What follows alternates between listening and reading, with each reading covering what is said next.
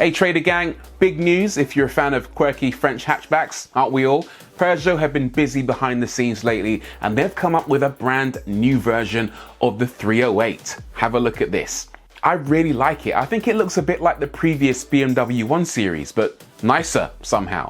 Design-wise, it's quite a dynamic and sporty looking thing. It takes a few cues from the 3008, including that very distinctive front end with the huge LED DRL slashes on either side and loads of intricate detail around the front grille. If you look closely, you'll see tons of small rectangles of various sizes, which add a bit of bling. Nothing dramatically new in design terms, but it's nicely done. Along the side, it's got a pretty typical hatchback shape with a really strong shoulder line. That's that crease running from front to back. And the wheelbase is now 55mm longer than before, plus the roof is 20mm lower, which gives it a more sleek appearance.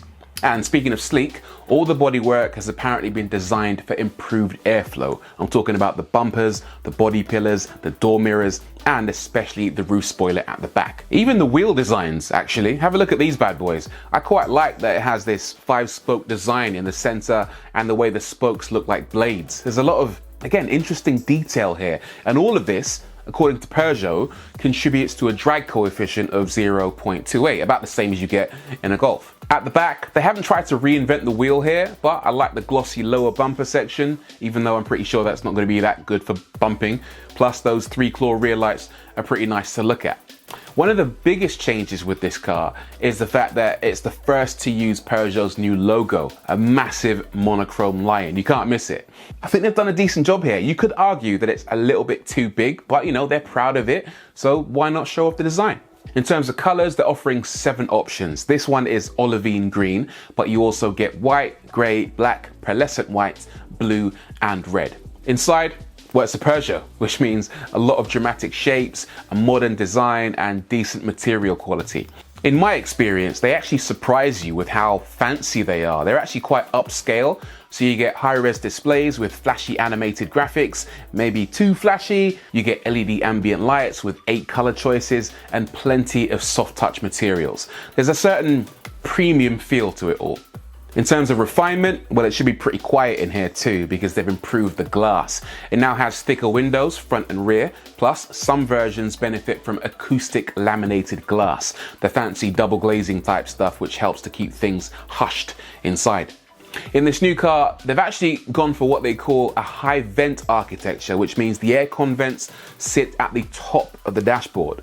This drops the central 10-inch touchscreen down a fraction, so it's now closer to the driver and easier to reach. That's the theory anyway. Just below the screen, there's a capacitive shortcut strip for your radio, media, telephone, and your driver aids. And below that, you get shortcuts for your heating and ventilation and a new OK Peugeot voice command system. Obviously, because this is a Peugeot, the steering wheel isn't quite a wheel. I'm not really sure what shape it is, but there it is, and it's tiny. You have to position it quite low down on your lap in order to see over the top of it and make out what's on the driver display. But once you get used to it, they feel good. I'm expecting this one to be the same as well.